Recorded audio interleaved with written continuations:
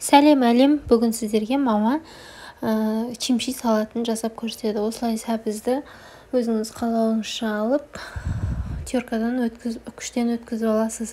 Сосын пиязды турап, осылай чеснок турап, сарымсақты қосып, бұрыш қосасыз және де тұз қосасыз. Тұзын өзіңіздің қалауыңызша қосасыз.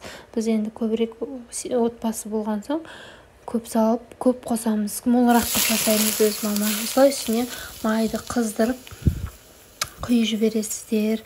Дәл осы рецептпен жасаңыздар. Сөйтіп арасына осылай капуста қосып турады. Жақсылап араластырады енді. Сіздер де жасап көріңіздер.